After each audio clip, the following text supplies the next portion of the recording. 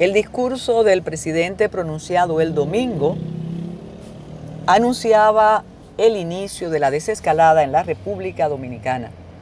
El presidente estableció las fases y explicó en qué consiste cada una de ellas. El entusiasmo por la reanudación de la actividad comercial, de la actividad económica, de los contactos sociales a distancia, fue patente en toda la ciudadanía. Sin embargo, el miércoles, cuando se inició la reapertura paulatina, el entusiasmo no fue proporcional al cumplimiento de las medidas y de las normas sanitarias exigidas.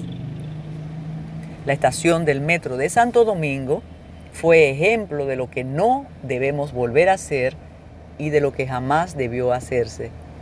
Un desperfecto en una de las cabinas, en uno de los vagones, obligó a la aglomeración de personas y al irrespeto completo del distanciamiento social exigido por las autoridades para evitar la propagación de los contagios.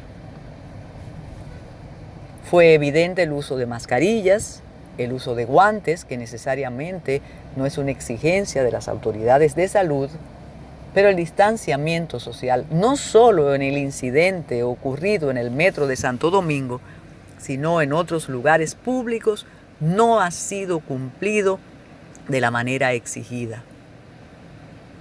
El riesgo que amerita, que comporta no respetar el distanciamiento social es muy alto. Y debemos evitar que por no cumplir con lo exigido, tengamos que volver al punto cero y volver al encerramiento, al confinamiento. Eso ha ocurrido en ciudades de otros países que con el entusiasmo de la apertura, los ciudadanos desbordaron los parques, desbordaron los sitios de consumo, incumplieron todas las medidas establecidas y los contagios se multiplicaron. La exigencia ahora es para la ciudadanía, para cada uno de nosotros. Si no cumplimos con lo exigido, podemos arriesgar todo lo hasta ahora conseguido. El temor generado es similar, luego de el incumplimiento del distanciamiento social, a lo que ocurrió con el peregrino en Puerto Plata. Sin embargo, obra del milagro o paradoja, o dicen las autoridades, porque actuaron a tiempo, en Puerto Plata no ha seguido la propagación, no ha subido como se pensó después de aquella manifestación multitudinaria. Al contrario, Puerto Plata no está entre los lugares con las cifras más altas de contagiados y de muertes. El doloroso récord lo tiene el Gran Santo Domingo, el Distrito Nacional, San Cristóbal, Santiago, la provincia Duarte. Aquí, reiteramos, debemos cumplir con el distanciamiento, debemos cumplir con el uso de mascarillas para cualquier actividad y esa será la manera de mantener lo que hasta ahora ha merecido el reconocimiento de la Organización Panamericana de la Salud y de la Organización Mundial de la Salud. El índice de letalidad en la República Dominicana es bajo. Las unidades de cuidados intensivos no han sido desbordadas y los hospitales no han superado su capacidad. Ahora nos queda a nosotros seguir cumpliendo con la norma, seguir obedeciendo las restricciones que, aunque sean incómodas, determinan la diferencia entre volver rápido a la normalidad y superar esta primera etapa o definitivamente retornar a aquel principio doloroso de confinamiento total y de limitación de cualquier actividad económica, comercial. Algunos especialistas han criticado la apertura. Sin embargo, economistas, políticos, dicen que el país no aguantaba más cerrado. Pudimos ver en la semana cómo los centros comerciales ya se preparan para abrir sus actividades cuidando y respetando todas las normas sanitarias exigidas. Uno de los más grandes centros comerciales de la ciudad de Santo Domingo, como es Sambil, presentó a la opinión pública cómo va a poder reanudar sus actividades. Sobre todo porque pronto viene una actividad tradicional en la República Dominicana que mueve miles de pesos, aunque ahora la crisis económica generada por la propagación del coronavirus y la consecuente enfermedad limitará naturalmente el consumo. Lo que nos queda es respetar las medidas establecidas y así lograr que la normalidad vuelva pronto a la República Dominicana.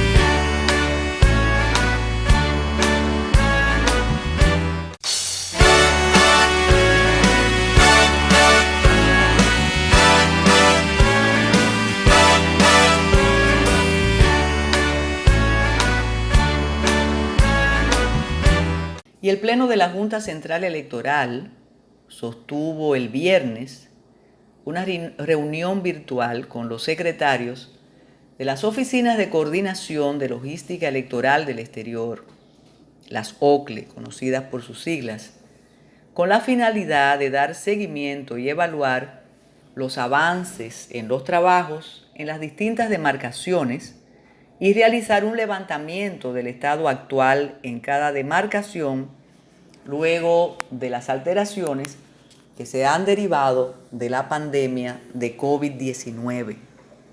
Recordamos que la ley dominicana establece el voto en el exterior. Un voto en el exterior que decide la situación electoral en 3 circunscripciones. Pero debido al problema generado por la pandemia, la Junta ha decidido continuamente dar seguimiento a las actividades de esas OCLES. El presidente de la Junta Central Electoral, Julio César Castaños Guzmán, explicó que el Pleno le ha reiterado a los funcionarios las instrucciones de continuar realizando todos los esfuerzos y trabajos para que el voto de los dominicanos residentes en el exterior y empadronados sea una realidad el 5 de julio y ante la eventualidad o la posibilidad de una segunda vuelta que se celebraría el 26 de julio. La reunión fue muy positiva y es la continuidad, reiteramos, de los trabajos que bajo la dirección del voto en el exterior siguen cada uno de los representantes de la OCLE. Para el próximo miércoles 27 de mayo se fijó la siguiente reunión. La finalidad de esa reunión del miércoles es que los funcionarios presenten un informe actualizado de las fases de reapertura de las actividades en cada demarcación, así como la situación actualizada en los recintos electorales y contacto con cada uno de los aspirantes a formar los colegios. La reunión tuvo la participación de Rafael González, el secretario de la OCLE en Nueva York, un veterano miembro de la Junta Central Electoral, Johanna Tineo, secretaria de la OCLE de Nueva Jersey, Arturo Reyes de Boston, otro veterano funcionario de la Junta, Gisela Almonte de Filadelfia, Sonia Lavandiere, encargada de la OPRE en Filadelfia, Sublime Larancuén de Washington, José Reyes, secretario de Orlando, Nirce Vázquez en Miami, además Wendy Lisa Pérez, secretaria de la OCLE de Puerto Rico, que explicó cuán avanzado iban los trabajos hasta antes de las restricciones que la pandemia obliga, igual que todos los demás. También participó William Metivier, secretario de Panamá, que hizo una exposición detallada de todas las restricciones en Panamá, incluyendo la salida un día para hombres, otro día para mujeres, que eso también tendría que evaluarse para la celebración de las elecciones allá en Panamá el día 5 de julio. Participó Marilyn Rosario de San Martín, Ángel Mercalina de Curazao, Luciana Díaz Barden de Madrid, otra funcionaria de mucho tiempo en la Junta Central Electoral, como la mayoría, Carlos Salazar de Barcelona, Vanessa Mercedes Graciano de Milano, que Milano tiene la desventaja de haber sido el centro de la pandemia, como explicó, una explicación pormenorizada hizo Vanessa, y explicó cómo hay restricciones para atravesar de región a región en Italia. Unael Ramírez, secretario de Zúrich, Ramón Ortiz de Holanda, y naturalmente en esta conversación detallada junto al presidente de la Junta participaron los miembros titulares de la Junta Central Electoral, el secretario general Ramón Hilario Espiñeira Ceballos, el director de elecciones Mario Núñez, el director del voto en el exterior Gilberto Cruz Erasme y el director de Relaciones Internacionales Joel La Antigua Peralta. Esta actividad de contacto con los encargados de las OPRE y de las OCLE en el exterior valida y confirma el incesante trabajo de la Junta Central Electoral con miras al montaje de las elecciones, reiteramos, del 5 de julio, la reivindicación y la validación del derecho a votar de los dominicanos y las dominicanas en el exterior, y el interés de que, cumpliendo los requisitos sanitarios de cada una de estas ciudades donde funcionan las OPRES y las OCLES, se puedan celebrar las elecciones pautadas para el 5 de julio.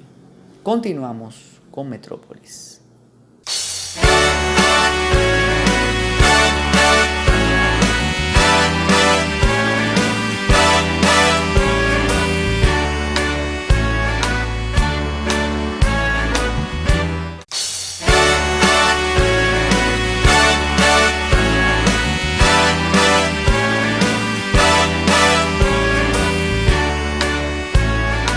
Pueblo dominicano, nuevamente me dirijo a todos ustedes para hablarles de la evolución en nuestro país de la pandemia de COVID-19 y sobre todo para darles a conocer los próximos pasos que vamos a dar a la luz de las informaciones que contamos en este momento. Como saben, ya hace más de 2 meses que estamos haciendo frente a esta situación sin precedentes en nuestro país y en el resto del mundo. Durante estas largas semanas que han sacudido a la humanidad como no lo había hecho ante ningún acontecimiento desde hace décadas, el virus ha llegado a infectar a más de 4.4 millones de personas y provocar la muerte de más de 300.000 personas en el mundo. Solo en Estados Unidos hay más de 1.5 millones de personas infectadas, así como más de 89.000 fallecidos. En este tiempo, nuestra prioridad siempre ha sido la misma: preservar la vida y la salud de los dominicanos y las dominicanas. Por eso pusimos en marcha todas las medidas que ya conocen para frenar el contagio y garantizar que los servicios de atención pudieran dar la mejor respuesta a cada paciente. Para evitar a toda costa el colapso que han vivido otros países y que sigue costando vidas diariamente. En este contexto, el pueblo dominicano ha dado enormes muestras de solidaridad, responsabilidad y disciplina. Millones de personas se quedaron en casa, se paralizaron amplios sectores de la economía, se limitaron los desplazamientos y fuimos capaces de poner en suspenso la vida social que tanta alegría y sentido nos da como pueblo. Y lo cierto es que ese enorme sacrificio ha tenido resultados. Después de más de 2 meses de esfuerzo, podemos ver cómo nuestras acciones están dando sus frutos. Estamos frenando la pandemia. Hemos ralentizado la expansión del virus y con todo esto, no lo duden, hemos salvado miles de vidas. Les comparto algunos datos que nos llenan de esperanza y agradecimiento hacia toda la población. En nuestro país, el COVID tarda ahora 20 días en duplicar la cantidad de contagiados confirmados, cuando al comienzo del estado de emergencia duraba entre 4 y 5 días. Para que se hagan una idea, en otros países de la región tarda menos de 12 días en duplicar el número de casos. Se calcula que en este momento por cada contagiado tendríamos 1.2 o 1.4 nuevos casos cuando la tasa inicial era cercana a los 5 casos. Pero no solo estamos viendo descender la velocidad de los nuevos contagios, sino que podemos decir que la tasa de mortalidad, es decir, la cantidad de fallecidos como porcentaje del total de la población, asciende a 0,0039%, muy inferior a la registrada en países europeos y de nuestra región. Del total de casos, hemos tenido en hospitalización cerca del 24% de los infectados, pero solo el 1,7% del total ha necesitado ser ingresado a unidades de cuidados intensivos UCI, una cifra significativamente inferior al promedio de los países del mundo. Además, 47 de cada 100 personas contagiadas se han curado por completo, mientras que un alto porcentaje está en proceso de mejoría y confiamos que en los próximos días concluyan su recuperación. Por tanto, como pueden ver, como país no solo hemos logrado atenuar el ritmo de contagio, sino también mantener reducida la criticidad y letalidad del virus. Al día de hoy, la tasa promedio de letalidad mundial es de 6,68%, en tanto que la tasa de letalidad del continente americano es de 6,0%. La República Dominicana, el promedio de la tasa de letalidad es de 3,48%, muy por debajo del promedio mundial y regional. Para que estos resultados fueran posibles, a lo largo de este periodo de emergencia hemos aumentado la disponibilidad de camas, de unidades de cuidados intensivos y ventiladores mecánicos, así como de ambulancias especializadas para transportar los pacientes con coronavirus. Hemos designado un total de 1.888 nuevos empleados asistenciales y 395 empleados administrativos. Además, estamos dando un seguimiento constante a todos los casos. Para ellos, hemos coordinado más de 15.000 visitas domiciliarias con 150 brigadas. Habilitamos plazas de aislamiento y hemos ampliado nuestro inventario de medicamentos que se entregan de manera gratuita a todo el que la necesite. Simultáneamente, ampliamos la capacidad de nuestros laboratorios para realizar pruebas del coronavirus y cada día se hacen más pruebas rápidas y PCR. Además, somos uno de los 11 países del mundo que realizan estas pruebas de forma totalmente gratuita, tanto en laboratorios públicos como privados. Por todo esto, el secretario general de la Organización de Estados Iberoamericanos señaló recientemente que la República Dominicana es de los países de las Américas que mejor ha respondido ante este reto. Y lo hemos hecho y lo seguiremos haciendo, actuando de manera simultánea en los 4 frentes a los que hay que dar respuesta en nuestro país. Me refiero a la situación sanitaria, la social, económica y política. Por eso quiero hacer nuevamente un especial reconocimiento a todo el equipo de salud, a nuestros militares, policías y demás servidores públicos, a los empresarios y trabajadores del sector privado que se han mantenido dando servicio, a nuestro liderazgo político y social y, por supuesto, a toda la población dominicana, que cada uno, cumpliendo con sus responsabilidades, ha dado lo mejor de sí para enfrentar esta amenaza del coronavirus. Pueden sentirse orgullosos. Su esfuerzo no ha sido en vano. Y ahora debemos honrarlo manteniendo bajo control esta pandemia. Porque efectivamente, frenar la epidemia no es lo mismo que eliminarla. Eso solo será posible cuando el mundo cuente con una vacuna efectiva. Por eso, tras haber logrado estos avances, nos disponemos a entrar de forma escalonada en una nueva fase, la que hemos dado en llamar convivir con el COVID-19 de forma segura. Y lo hacemos también porque somos muy conscientes de que buena parte de nuestro tejido económico está formado por MIPYMES y trabajadores independientes que están al borde de su capacidad de sobrevivencia por esta situación. Sin embargo, esta transición se debe hacer de forma ordenada y gradual.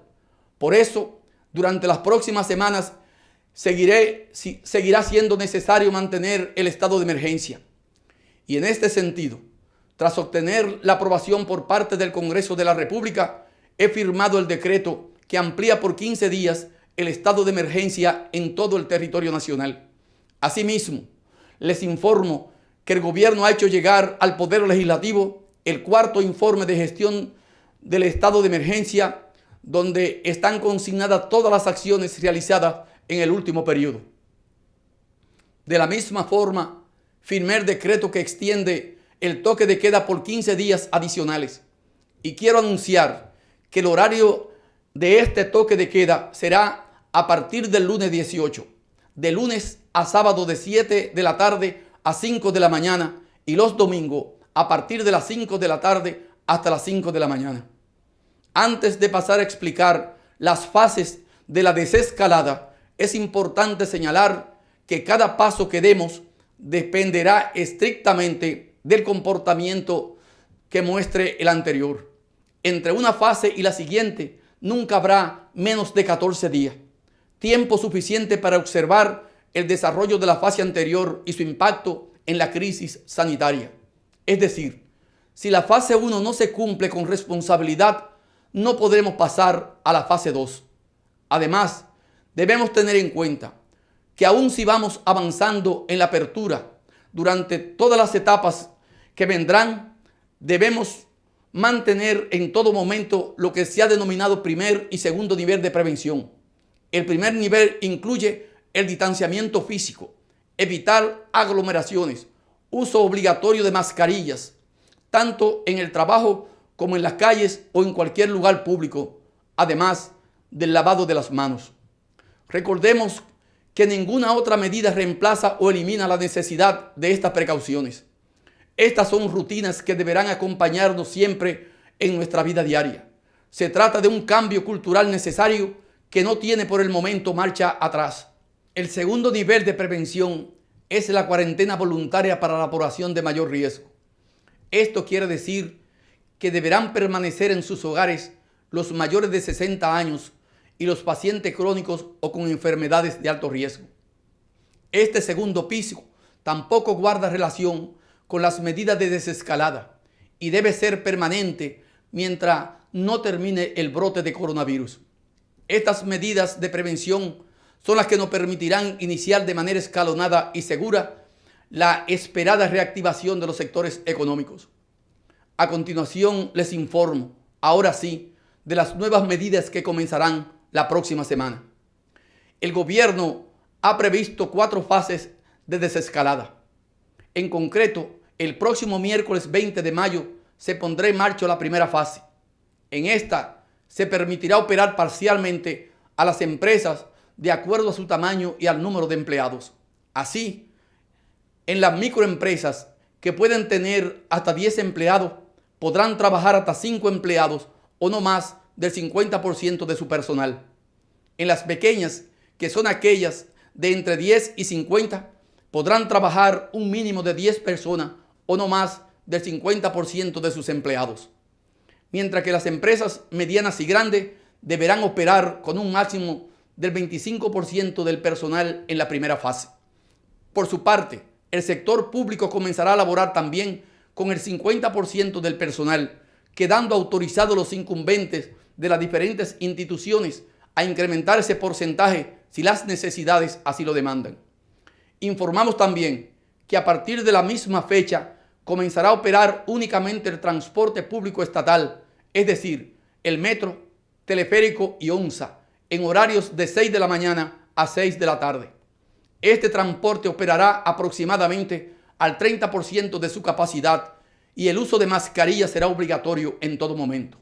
Además, los usuarios deberán permanecer distanciados y en silencio, evitando socializar dentro de los mismos. La circulación de las unidades de transporte colectivo privadas se activarán en la fase siguiente, de acuerdo a cómo vaya evolucionando la situación. Para evitar las aglomeraciones en las horas pico, se establece asimismo la obligatoriedad de horarios diferenciados. A las 7 de la mañana comenzarían a operar los supermercados, farmacias, sector construcción, industrias y empresas de transformación, incluidas las zonas francas de exportación. También iniciarán a esa hora la minería, las canteras, la actividad agropecuaria y agroindustrial y la actividad de puertos y aeropuertos, que seguirán recibiendo únicamente transporte de carga y vuelos ferry. A las 8 comenzarán a trabajar los empleados del sector público y a las 9 de la mañana entrarían en funcionamiento otros comercios como ferreterías, concesionarios de vehículos, talleres, sector financiero, tiendas de muebles y electrodomésticos, tiendas de tejidos y confecciones, etc., además del sector servicio. Cabe resaltar que durante esta fase se mantienen cerradas las fronteras tanto marítimas como terrestres y aéreas. En todos los sectores, sin excepción, la vuelta al trabajo irá acompañada de la aplicación de protocolos obligatorios de prevención. Se ha establecido un protocolo general en consenso con el sector privado que ya se ha estado preparando para este momento, que incluye, además de medidas de distanciamiento, higiene y prevención, la realización de pruebas de COVID-19 y tomas de temperatura. Asimismo, se ha establecido protocolos específicos para los diferentes sectores adaptados a cada una de las actividades. Los detalles de cada uno de estos protocolos serán hechos públicos puntualmente por la Comisión de Alto Nivel en las próximas horas. Insisto, de la correcta aplicación de estas medidas dependerá que podamos seguir avanzando en las siguientes fases de la desescalada y el gobierno será estricto en su aplicación. Por esta razón, las autoridades también tienen instrucciones estrictas de vigilar permanentemente y actuar con rigor en caso de incumplimiento de las medidas establecidas, pudiendo llegar a arrestar a los infractores y cerrar los establecimientos con autorización para operar que no cumplan con las medidas de distanciamiento social e higiene. Así, si todo evoluciona favorablemente, el miércoles 3 de junio podrá iniciar la fase 2.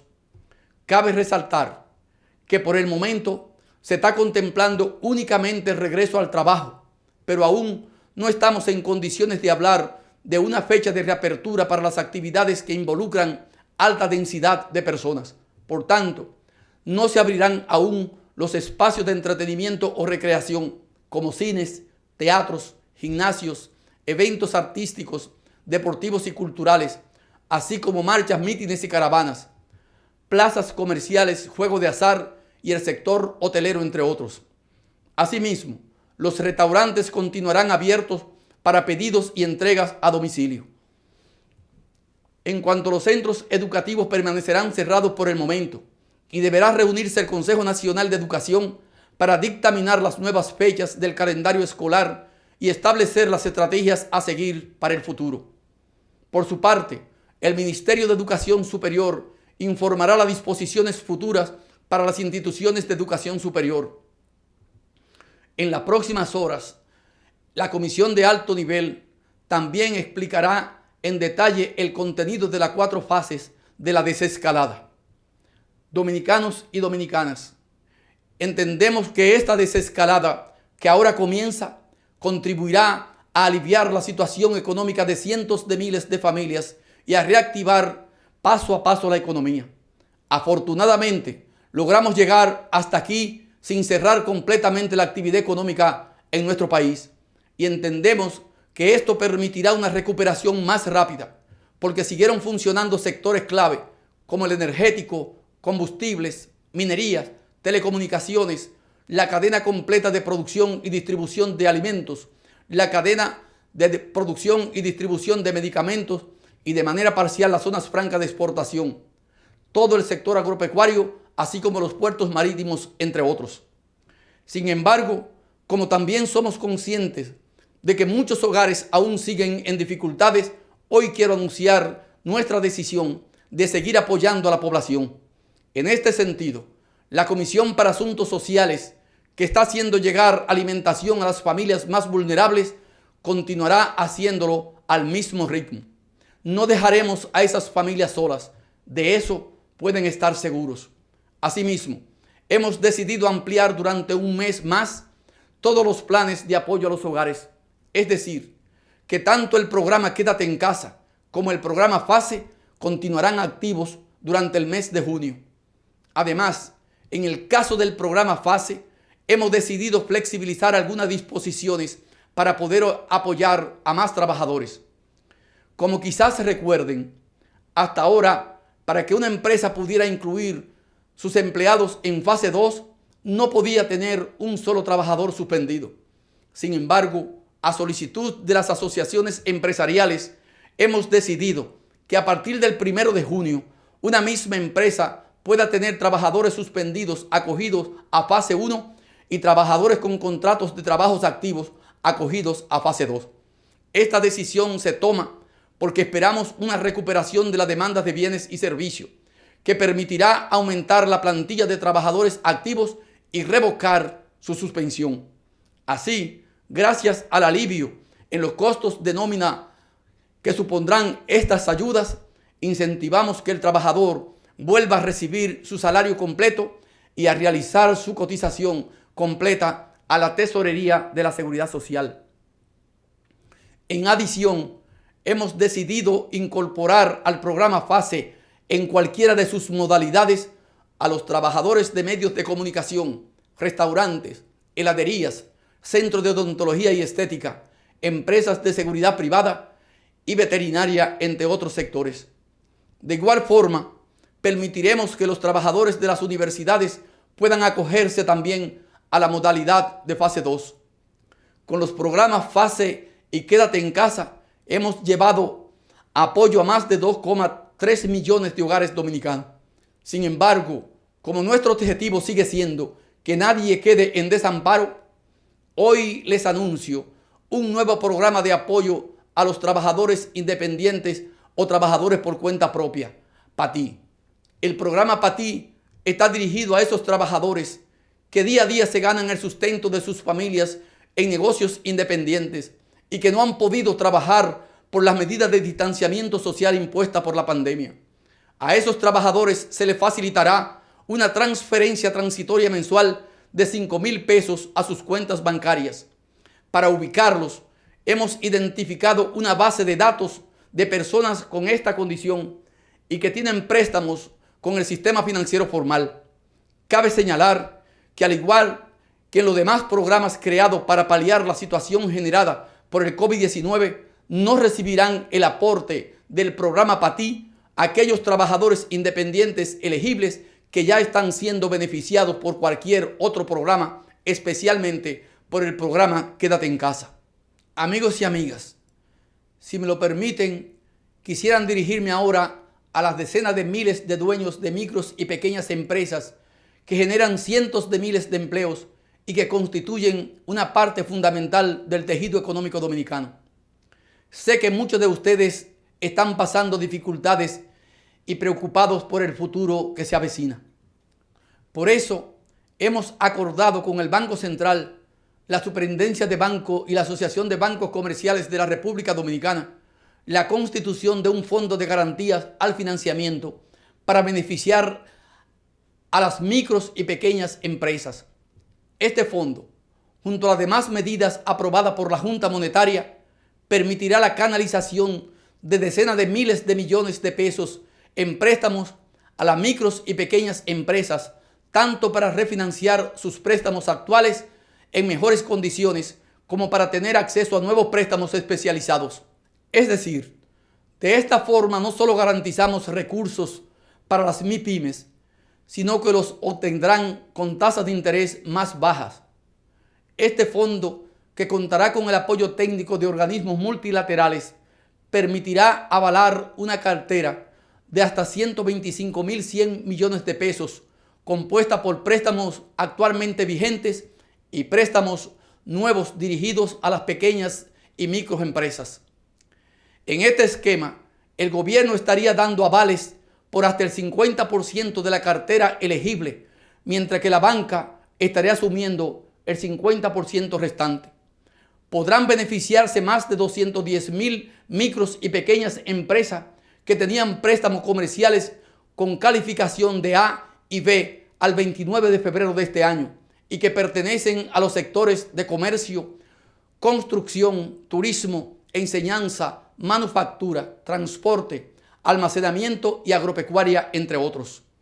Adicionalmente, y en atención a la necesidad de aliviar el flujo de pagos de las pequeñas y microempresas, estamos instruyendo al Ministerio de Hacienda y a la Dirección de Impuestos Internos para que estas empresas puedan liquidar el ITEVIS producto de sus ventas diarias sobre una base trimestral en lugar de mensual, como forma de quitarle presión a su flujo de efectivo. En las próximas horas, la Comisión Económica estará explicando en detalle todas estas medidas de apoyo a nuestro tejido productivo y de nuestros trabajadores.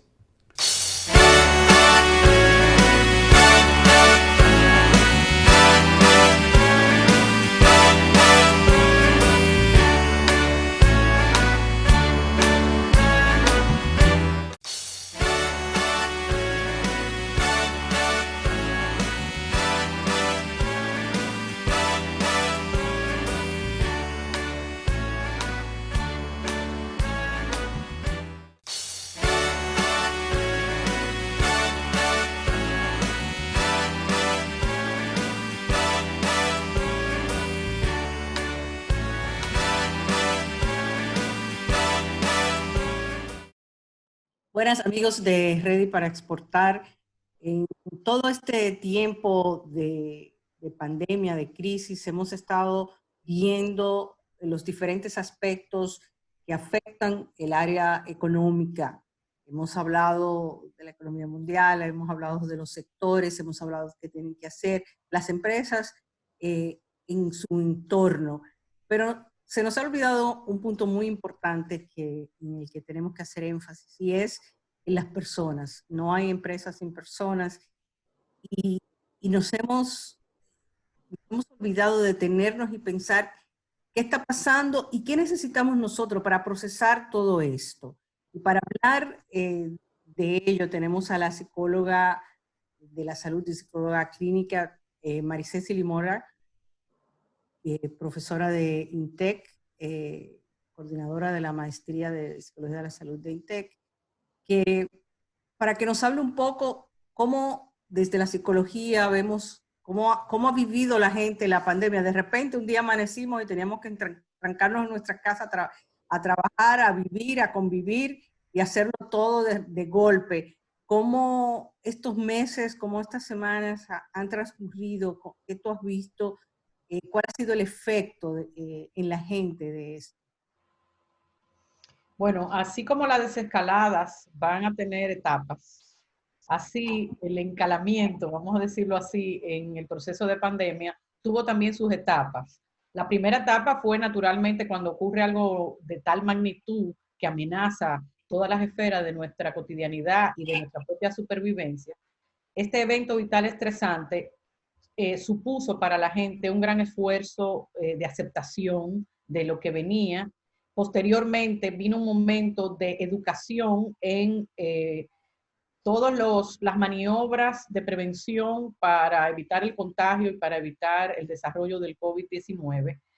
Se desplegaron montones de campañas, desde las redes sociales, desde personas con algún cierto liderazgo social, hasta los profesionales en los distintos ámbitos.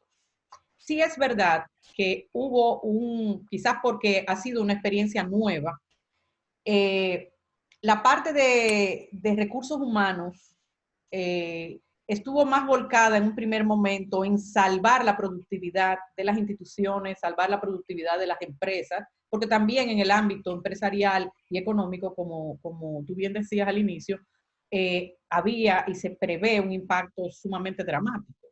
Y el teletrabajo no está regulado En muy pocas sociedades, de hecho, el teletrabajo al que se vio obligado, el que pudo conservar su trabajo, no está regulado ni siquiera en países como España, en donde ya existe el teletrabajo y existe una cierta desmesura y una cierta injusticia en cuanto a las horas que se laboran y lo que se les retribuye al trabajador, más todo lo que significaba readecuar el trabajo, hacerlo en casa, familias que tenían niños que de repente también tenían que telestudiar. Entonces, no hubo, lamentablemente, un proceso de conciliación de los diferentes ámbitos.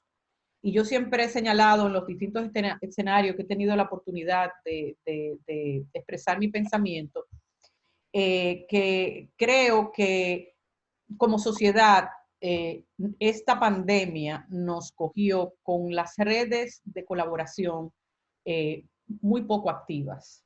Existen, pero no se han aprovechado lo suficiente como para lograr, por ejemplo, lo que otras sociedades han logrado, que es organizar cómo la gente iba a salir a comprar para evitar que se atascaran los lugares de abasto.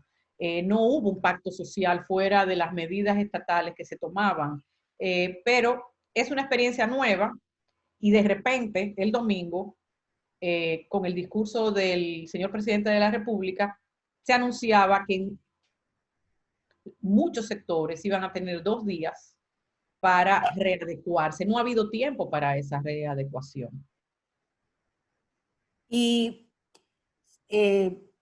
¿cómo, cómo lo han vivido? Porque a veces nosotros estuvimos hablando en el programa pasado de las tendencias de mercado, de cómo la gente se había adaptado, y a veces pensamos que los millennials o los centennials, como son más tecnológicos, están más conectados, lo vivieron de manera diferente. ¿Has visto una diferencia generacional en el manejo de esta situación de adaptación a la cuarentena? Sí, evidentemente. Como yo tengo alumnos de diferentes edades, alumnos de grado y alumnos de posgrado, cuando yo me reuní al inicio de la pandemia con todos los grupos de alumnos, consciente de que mis clases no podían ser ajenas a ese proceso y mi rol de psicóloga mucho menos, me encontraba con que los millennials, salvo que tenían que fregar, que muchos de ellos no les gustaba esa cuota de responsabilidad doméstica, se habían adaptado muy bien porque ya tenían una vida bastante virtualizada. A las generaciones más mayores, como la mía, nos vimos obligados a intentar subirnos a esa ola que maneja con toda naturalidad diferentes tipos de apps, de aplicaciones, de programas, y hemos tenido que aprender incluso a adaptar el método pedagógico a estos nuevos canales que exigen estrategias para que la gente no se te duerma y para que la gente participe. Naturalmente no es lo mismo la educación presencial que la educación virtual. Las personas que tienen familias y responsabilidades han tenido que bregar con unos niveles muy elevados de ansiedad, una ansiedad y un estrés laboral y familiar que se sumaba a el estrés que la propia situación de pandemia conlleva. Y digamos que se sobrecargó el sistema simpático, el sistema parasimpático, lo que es el sistema nervioso autónomo, todos nuestros nervios han sufrido el efecto fisiológico y psicológico que ocasionan tantas hormonas vinculadas al estrés que suben el cortisol y que impactan sin lugar a dudas también nuestra salud. Entonces, ha habido mucha gente que lo ha pasado muy mal, que todavía tienen que hacer un gran esfuerzo de adaptación y no todo el mundo tenía las estrategias de afrontamiento adecuadas. Ha habido un trabajo psicológico, los que han pedido ayuda, porque ha habido una red muy importante, tanto a disposición, puesta a disposición por el Ministerio de Salud, el Colegio de Psicólogos y las universidades y incluso profesionales que se han unido a un voluntariado. Si no ha habido mayor contención emocional, es que quizás la gente no está habituada a ver a la salud mental como una parte tan fundamental. Y esas personas que ya previamente habían tenido ataques de pánico, habían sufrido situaciones traumáticas, habían vivido duelos o estaban en un momento personal adverso, con mucho estrés, naturalmente ese es un colectivo muchísimo más vulnerable y ha requerido un asesoramiento en ocasiones y en ocasiones terapias de urgencia, terapias en crisis, para que pudieran eh, aguantar el impacto. Vimos y estamos viendo mucho insomnio, muchos síntomas hipocondríacos cuando uno siente el mínimo signo y la posibilidad, mucho estrés a la hora de salir a la calle, mucho estrés con las tareas de los niños, mucho estrés con niños que estaban dando vueltas porque papi y mami estaban teletrabajando. Y creo que la respuesta en general para mí ha sido asombrosa, porque a pesar de esos altísimos niveles de estrés, esos altísimos niveles de incertidumbre y hasta sus momentos de pánico y de confusión, no obstante, no han impedido que la mayoría de la gente, de los dominicanos, se hayan adaptado y hayan respondido, muchos de ellos responsablemente, ante el reto de evitar el contagio. ¿Y tú viste algún sesgo de género? Porque me ha tocado ver en empresas, algunas no en la República Dominicana, donde a las mujeres ejecutivas se les exigía obviamente el mismo rendimiento, mientras tal vez estaban solas con dos niños pequeños en la casa, tenían que hacerlo todo y además, mientras que tal vez los ejecutivos varones no solamente tenían ayuda en la casa, sino que tal vez no tenían niños y no tenían otras responsabilidades. Sí, cotidianamente ese sesgo se ve, pero en la pandemia todo eso se ha elevado al cubo, si es posible. Y las familias que no tenían mecanismos de cooperación, hogares en los que las madres no habían delegado o era difícil que los hijos aceptaran que se les delegaran tareas y los maridos, han tenido conflictos y ha habido gente, muchas mujeres sobrecargadas. También he visto lo contrario, he visto cómo la necesidad ha hecho que mucha gente se haya unido al batallón de trabajo doméstico que hay que hacer con las comidas, el lavar la plato, la ropa. Ha habido de todo y todo ha dependido de qué existía antes. Y es verdad que no todos los padres entienden que en un momento así hace falta más la motivación del liderazgo, la contención emocional, el diálogo entre la familia que el pleito. Hay muchos hogares en donde los pleitos han sido muy grandes y hemos visto con lo que nos llega en las estadísticas y con los profundos reportajes que hace la periodista Margarita Cordero, nombrando a tantas mujeres que han perdido la vida en manos de sus parejas en esta pandemia, que naturalmente el tema de género es un tema que como otros conflictos como la pobreza, se han visto más remarcados en esta situación de emergencia. Pero ahora, como tú dijiste, nos prepararon para ir a trabajar de repente y ahora tenemos que cambiar el chip, ¿no? ¿Cuáles son esos retos que ya se empiezan a ver y cómo lo podemos manejar? Fíjate, hemos tenido muy buenos discursos, muchas, incluso campañas que informan y te dicen que tienes que acostumbrarte a vivir con el COVID, que no debes abandonar todos los rituales que tienen que ver con la higiene de las manos, no tocarse la cara, todo eso. Pero cambiar conductas no es tan sencillo como, o escuchar como a veces una cantaleta que te repite 20 veces lo que tú tienes que hacer.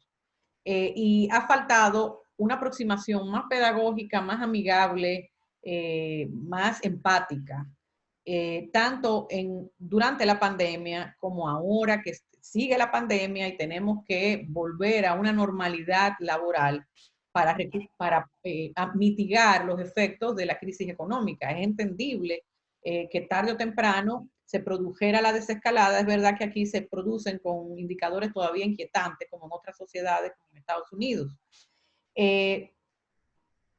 Por eso hablo de el importante papel que los departamentos de recursos humanos y la parte directiva tienen en todo esto. Las empresas han desinfectado, la mayoría de ellas. Las empresas han dotado de mascarillas y de dispensadores de hidrogel, pero ha habido muy poco acompañamiento en cuanto a cómo ayudar a la gente a modificar esos comportamientos y a poder conciliar las diferentes situaciones y responsabilidades que hay que manejar. En este momento, por ejemplo, muchas casas, muchos hogares están recibiendo de vuelta a el personal doméstico porque los niños no están en el colegio. Y debió buscarse como la manera de alinear dos cosas que son tan importantes.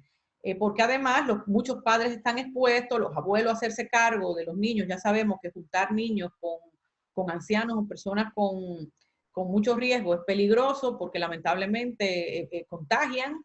Y bueno, encontramos una especie de contradicción entre las estructuras sociales y esos roles sociales que no sé finalmente cómo van a lograr combinarse, pero que al final lo paga el individuo con sintomatologías emocionales y vinculadas a la ansiedad y al estrés e incluso a la depresión.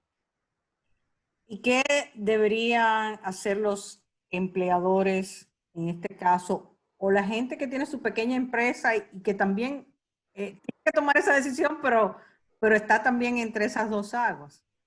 Sí, yo pienso que hay que ir asumiendo a los psicólogos como posibles consultores que pueden apoyar en los recursos humanos en este proceso de manejos emocionales, de manejo de estrés y de otras técnicas. Hay empresas, incluso bancos, que han puesto a la disposición de sus empleados a profesionales que les han apoyado individualmente y que sin lugar a dudas podrían también ayudarles, y algunos están ayudando precisamente en que ese proceso interior de recuperar el ritmo normal tome en cuenta que la gente llega, a pesar de que ha estado en sus casas, llega muy estresada, llega agotada, llega llena de miedo. Lograr que la productividad se recupere, quizás depende de que le demos un soporte en esas áreas a el personal.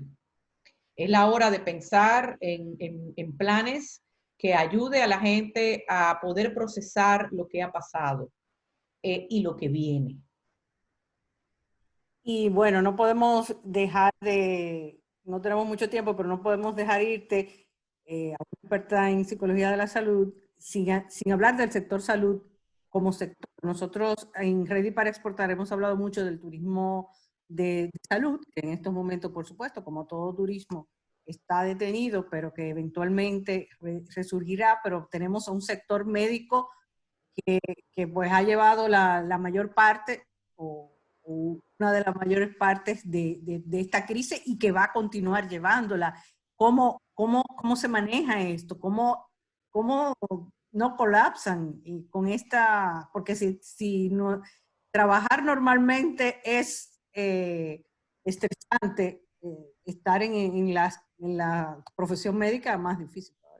Sí, mira, ya en un evento que se hizo en el 2018, que lo promovió Cedimat, diversos investigadores señalaban en los residentes, pero también en los médicos especialistas y generales, un manejo dificultoso de aquellas variables que desencadenan el burnout o el síndrome del quemado en los trabajadores que tratan con personas en estados de mucha demanda de energía. Las enfermeras y los médicos son un colectivo sumamente vulnerable. Pero nosotros hemos tenido hasta ahora un enfoque en el sector salud muy cuantitativo. Cuando hablamos del sector salud o cuando vemos las modificaciones y los planes, casi siempre van dirigidos a aumentar las coberturas. Escuchamos a los especialistas hablar de número de respiradores, camas disponibles y los aspectos cualitativos que son de los que dependen muchas veces que el servicio sea bueno, se dejan de lado. Creo que así como ha habido muchísimos psicólogos clínicos a la disposición de la ciudadanía, el colectivo de los médicos y de las enfermeras han estado desangelados. Hay algunos países que además a esa carga laboral han tenido que sufrir violencia y acoso porque se sabe que es un sector muy vulnerable al contagio Y yo encuentro que estos ángeles, estos héroes, como se le han llamado y se homenajean en París, en Nueva York, en Madrid y en otras ciudades del mundo, se les reconoce grosso modo como colectivo y se les agradece, pero cuando vamos a la menudencia de la individualidad, encuentro que han estado muy desangelados y es un colectivo que quizás, como ha tenido que estar al pie del cañón todo el tiempo, ahora cuando aminoren, como ha ocurrido en otros países, será el momento en el que tenemos que estar pendientes, que los psicólogos de la salud tienen un papel muy importante que jugar, porque se van a producir cosas que son producto de lo organizacional, de lo que ocurre dentro de las organizaciones. Entonces, el burnout es uno de esos grandes riesgos.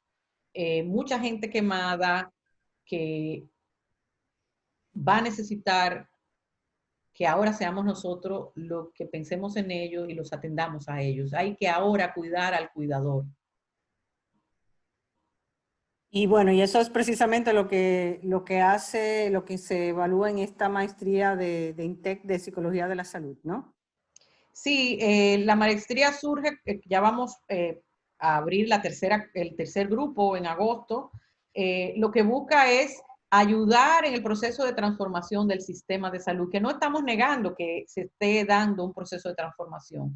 Y pienso que las enseñanzas que nos deja esta pandemia tiene que poner el foco de atención en que hay que continuar, no solamente transformando cuantitativamente el sistema, sino elevándolo también cualitativamente para garantizar su máximo rendimiento y su mayor calidad. Bueno, lamentablemente se nos termina el tiempo. Muchísimas gracias a Maricécili Mora por su participación. A ustedes muchas gracias por su sintonía con Ready para Exportar y con Metrópolis y nos vemos la próxima.